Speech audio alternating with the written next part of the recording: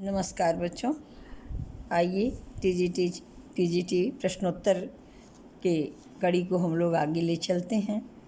उम्मीद रखती हूँ कि पहले के प्रश्नोत्तर को आपने कई बार अभ्यास कर लिया होगा।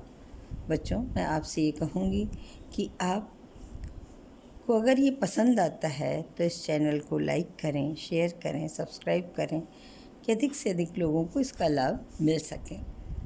चलिए, बिना समय गंवाए मैं प्रश्नोत्तर को आगे बढ़ाती हूँ। प्रश्न है, सामाजिक समस्या पर लिखा गया उपन्यास है। तमस, बलचनमा, अपने अपने अजनबी, बूंद और समुद्र। तो तमस सामाजिक समस्या पर है। अगला प्रश्न, अज्ञे की रचना है कुरुक्षेत्र, हुंकार, पवनदूत, हरी घास पर क्षण भर। तो ये इनकी प्रसिद्ध रचना है, शायद आपको याद हो। ज्ञानाश्रयी शाखा के प्रमुख कवि हैं रैदास, कबीरदास, गुरु नानक, तुलसीदास। तो कबीरदास प्रमुख कवि हैं। अगला प्रश्न देखें, हिंदी काव्यशास्त्र में बौद्धिक रस की स्थापना करने वाले विद्वान हैं। ध्यान से पढ़ना बच्चों। हिंदी काव्यशास्त्र में बौद्धिक रस की स्थापना करने वाले विद्वान हैं माता प्रसाद गुप्त, भगीरथ मिश्र, भिखारी दास, गणपति चंद्र गुप्त। तो बौद्धिक रस की स्थापना गणपति चंद्र गुप्त ने की है। रस सिद्धांत का पुनर्विवेचन, ये उनकी पुस्तक का नाम है। अगला प्रश्न देखें, भारतेंदु नाटक मंडली द्वारा अभिनीत, इस पर अभिनय किया गया, पहला नाटक था सत्य हरिश्चंद्र, विद्या सुंदर, भारत दुर्दशा, सती प्रथा। तो अभिनीत नाटक सत्य हरिश्चंद्र है। इसके 4 अंक हैं, हो सकता है अंक का नाम पूछ सके तो इंद्र सभा, हरिश्चंद्र सभा, काशी में विक्रय, श्मशान, ये 4 अंक का नाटक है। अगला प्रश्न देखें, विधा की दृष्टि से कौन सी रचना अन्य 3 से भिन्न है। तो इसको बेटा ध्यान से पढ़ना। 3 एक तरह की है, एक अलग विधा की है।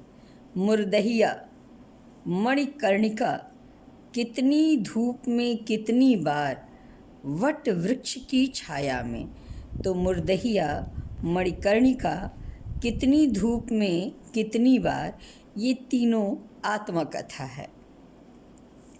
और वट वृक्ष की छाया में ये कुमुद नागर की जीवनी है, जो हजारी प्रसाद द्विवेदी पर लिखी गई है। अगला प्रश्न देखें, प्रगतिवाद आंदोलन के सैनिक रूप का उल्लेख किस साहित्यकार ने किया।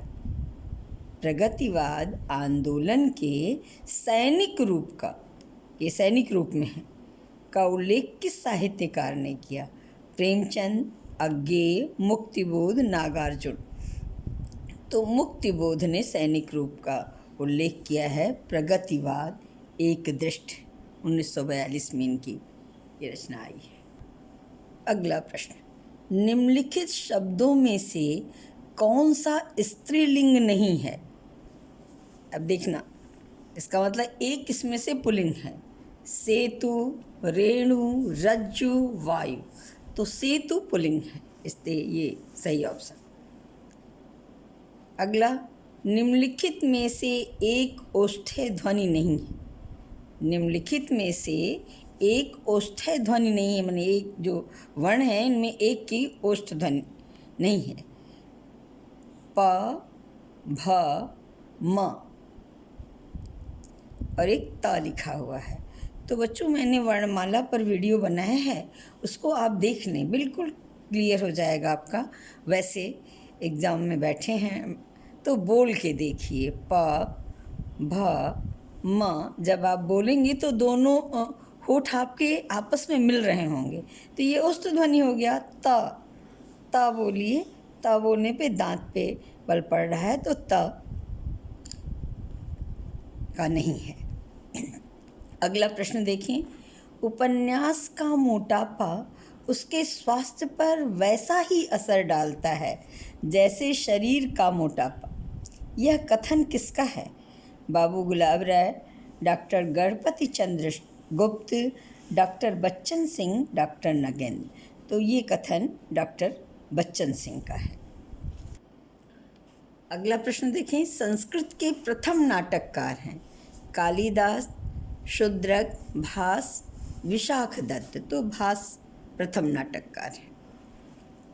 आगे, निम्नलिखित में से कौन सा नाम सिद्ध परंपरा की योगिनी का नहीं है बल्कि योगी का है? जिसमें 4 है, इसमें एक योगी है। पुतलिया, मणिभद्रपा, कनखलापा, लक्ष्मी करा। तो पुतलिया योगी है। अगला, इनमें से हिंदवी शब्द का सर्वप्रथम प्रयोग किसने किया? ये सारे बेटा हिंदी के साहित्य इतिहासकार हैं। तो वो पूछ रहे हैं कि इनमें से हिंदवी शब्द का सर्वप्रथम प्रयोग किसने किया? रामचंद्र शुक्ल ने, इब्न बतूता, अबू सईद, बदायूनी। तो अबू सईद ने हिंदवी शब्द का प्रयोग पहले किया। ये अफ़गानिस्तान के इतिहासकार हैं। अगला देखें। बीती विभावरी जागरी, अंबर पनघट में डुबो रही, तारा घट उषा नागरी में कौन सा अलंकार है? तो बच्चों, तारा घट, उषा नागरी, पनघट, अंबर पनघट, इन सब में रूपक अलंकार है ना। अंबर रूपी पनघट, तारा रूपी घड़ा, उषा रूपी पनिहारिन, एकदम स्पष्ट है ये रूपक अलंकार है। लेकिन अगर एक साथ वो पूछता है, दो दे देता है, तो वीति विभावरी, ये देख रहे हैं ना, यहाँ आ जाएगा अनुप्रास भी। वैसे तो ये पूरी कविता ही प्रसाद जी की रूपक अलंकार से भरी हुई है, लेकिन अंबर पनघट, तारा घट, उषा नागरी ये रूपक अलंकार है। इसलिए आप रूपक, उत्प्रेक्षा, श्लेष, यमक, इसमें रूपक अलंकार। अगला प्रश्न देखें बेटा। शुद्ध कला के पारखी कहते हैं उस पारखी। अब आप प्रश्न के मूड को भी देखिए कि लोगों की कही हुई पंक्तियाँ जो प्रसिद्ध हैं उनको पूछ रहा है किसने कहा। तो ध्यान से इसको आप पढ़ें। शुद्ध कला के पारखी कहते हैं उस पारखी के रचयिता कौन हैं? दिनकर, नागार्जुन, रामविलास शर्मा, मुक्तिबोध। तो ये मार्क्सवादी रामविलास शर्मा की पंक्ति है। अगला देखें। वीणा पाणी में समास है, कर्मधारय, तत्पुरुष, बहुब्रीहि द्विग। तो वीणा है जिसके हाथ में, बहुब्रीहि समास है। अगला, इनमें से किसने सर्वाधिक ऐतिहासिक नाटक लिखे हैं? सबसे अधिक ऐतिहासिक नाटक किसने लिखा पूछ रहा है प्रश्न। मोहन राकेश, जयशंकर प्रसाद, लक्ष्मी नारायण लाल, सुरेंद्र वर्मा। तो जयशंकर प्रसाद बेटा आप जानते हैं, चंद्रगुप्त, स्कंदगुप्त, ये सारे इनके अजातशत्रु ऐतिहासिक नाटक हैं। तो सबसे अधिक जयशंकर प्रसाद जी ने लिखा। अगला प्रश्न देखें। कुरु कुरु स्वाहा उपन्यास के लेखक हैं उषा प्रियंवदा, मनोहर श्याम जोशी, धर्मवीर भारती, राही मासूम रजा। तो मनोहर श्याम जोशी इसके उपन्यास के लेखक हैं। इसमें फिल्मी जगत का इन्होंने वर्णन किया है। आवारा मसीहा के लेखक हैं अमृत राय, विष्णु प्रभाकर, रामविलास शर्मा, मोहन राकेश। तो आवारा मसीहा के लेखक विष्णु प्रभाकर हैं। इसमें इन्होंने शरतचंद्र की जीवनी लिखी है। अगला देखो। इनमें से किस नाटक में नारी के पुनर्लग्न समझना, लग्न माने विवाह की समस्या उठाई गई है? स्कंदगुप्त, ध्रुव स्वामिनी, अजातशत्रु, चंद्रगुप्त। तो ध्रुव स्वामिनी में पुनर्लग्न की समस्या को उठाया गया है। कामायनी में कुल कितने सर्ग हैं? अगला प्रश्न क्या कह रहा है, कामायनी में कुल कितने सर्ग हैं। तो बेटे ये भी प्रश्न आता है कि कहाँ किसको खंड कहते हैं, कहाँ अंक कहते हैं, ये भी याद रखिए। और कितने सर्ग हैं, कितने अंक हैं, कितने अध्याय हैं, ये भी याद रखिए। यहाँ दिया है 8, 10, 12, 15। तो कामायनी में 15 सर्ग हैं। अगला प्रश्न देखें, सन 1975 के बाद की कविता को इनमें से क्या नाम दिया गया। नई कविता, समकालीन कविता, अकविता, नवगीत। तो 1975 के बाद की कविता को समकालीन कविता नाम दिया गया।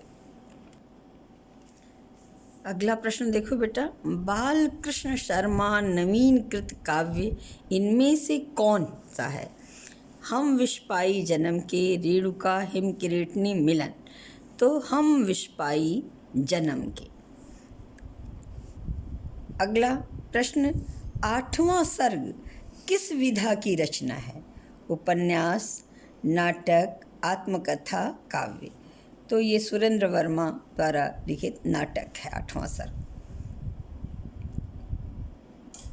अगला प्रश्न है, इनमें से कौन सी कृति अज्ञेय की है। संसद से सड़क तक, मछली घर, हरी घास पर क्षण भर, साए में धूप। तो हरी घास पर क्षण भर ये अज्ञेय की कृति है। इस तरह बच्चों 25 प्रश्नों का ये सेट पूरा होता है और अगले वीडियो का इंतज़ार करें। तब तक आप इन प्रश्नों को दोहराएं, देखें। मुझे सुनने के लिए बच्चों बहुत बहुत धन्यवाद।